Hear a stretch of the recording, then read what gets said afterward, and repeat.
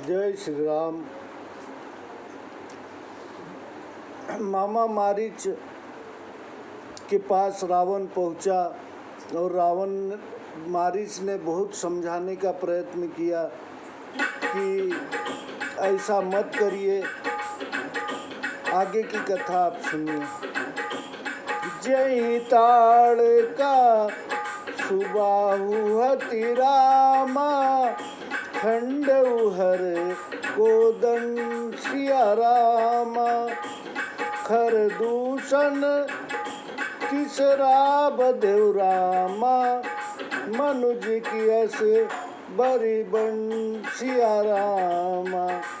जिन्होंने ताड़का और सुबाहु को मारकर शिव जी का धनुष तोड़ डाला तथा खरदूषण और त्रिशिरा को मार डाला, क्या ऐसे बलवान भी मनुष्य को हो सकते हैं? मनुष्य हो सकते हैं। जाहु भवन कुल कुशल विचारी, सुनत जरा दी नहीं बहुगारी। गुरु जी मूढ़ करसी मम बोधा, कहु जग मोहि समान को जोधा। आप अपने वंश की कुशल विचार लौट जाइए। यह सुनकर रावण जल उठा और मारीच को बहुत सी गालियाँ दी। बोला, अरे मूढ़, तू गुरु की तरह मुझे उपदेश देता है, बता संसार में मेरे बराबर योद्धा कौन है?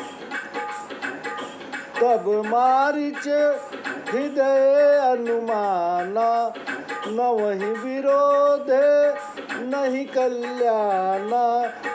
स्त्री मर्मी प्रभु सठ धनी, वेद बंदी कवि भानस गुनी।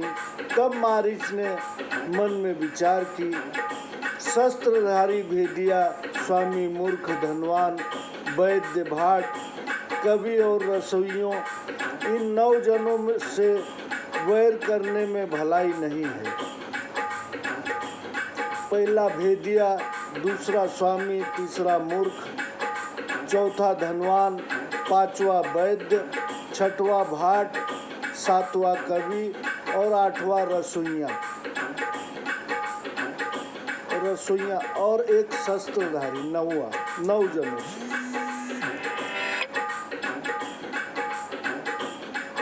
भलाई नहीं। उभय भांति दे खा निज मरना, तब ता किसी रघु नायक सरना। उतरु देत मोहि बधवा भागे, कस न मरऊं रघुपति सर लागे।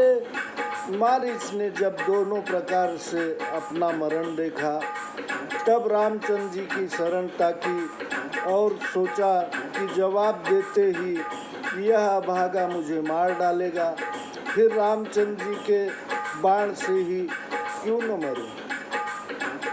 अस जिय जानी दशानन संगा, चला राम पद प्रेम अभंगा।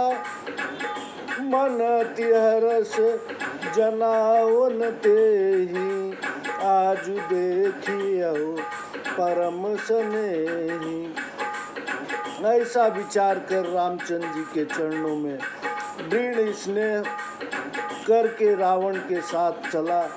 उसके मन में बड़ा आनंद है कि आज मैं परम स्नेही रामचंद्र जी को देखूंगा।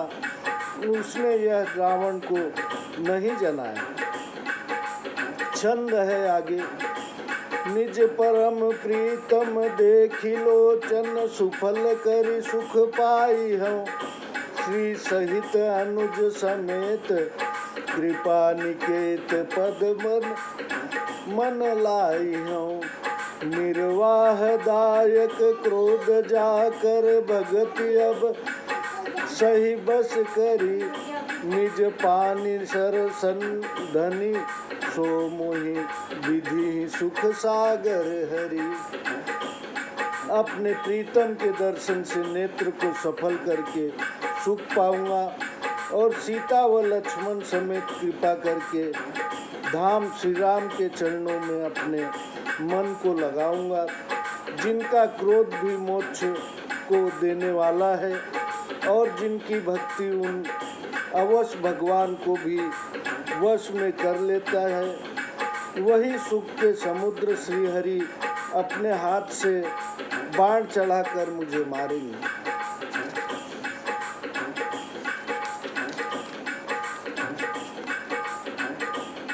मम पाछे धरे धावत रामा, धरे सरासन बांसिया रामा।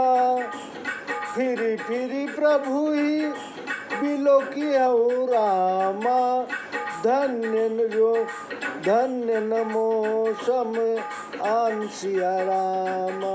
धनुष बाण धारण किए मेरे पीछे दौड़ते हुए प्रभु को मैं बार बार फिर कर देखूंगा, मेरे समान धन्य और कोई नहीं है।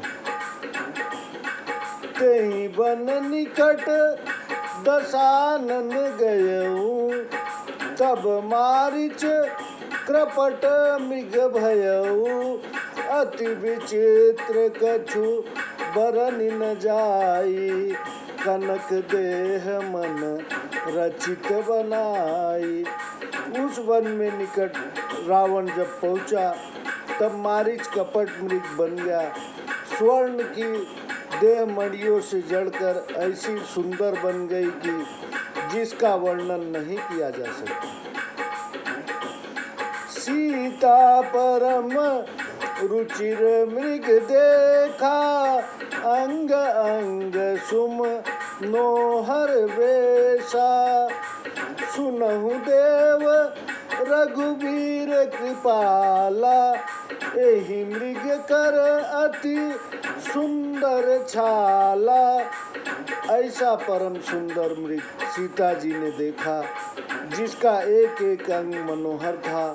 वे बोली, हे देव, हे रघुवीर, हे कृपालु, इस मृग की बहुत ही सुंदर मृगशाला होगी।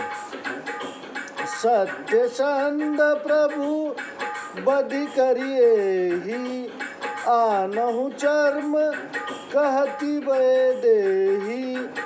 तब रघुपति जानत सब कारण, उठे हरषि सुर काजु सवारन। हे सत्य प्रतिज्ञ प्रभु, इसको मारकर चर्म लाइए। राम जी सब कारण जानते हुए भी प्रसन्न होकर देवताओं का कार्य करने को उठे। मृग बिलो की कटी परिकर बाधा, करतल चाप रुचिर सर साधा। प्रभु लक्ष्मण ही कहा समुझाई, फिरत विपिन निशिचर बहु भाई। हिरण को देखकर कमर में फेटा बांधा और हाथ में सुंदर धनुष लेकर बाण चढ़ाया। प्रभु ने लक्ष्मण जी से समझा कर कहा, हे भाई, वन में बहुत से राक्षस फिरते हैं। सीता केरी करहूँ रखवारी, बुद्धि विवेक बल समय विचारी। प्रभु ही बिलो की चला मृग बाजी, धाये राम सरासन साजी। तुम अपनी बुद्धि और ज्ञान से बल तथा समय को विचार कर सीता जी की रखवाली करना। प्रभु को देखकर मृग भाग चला, पीछे रामचंद्र जी धनुष संभाल कर दौड़े।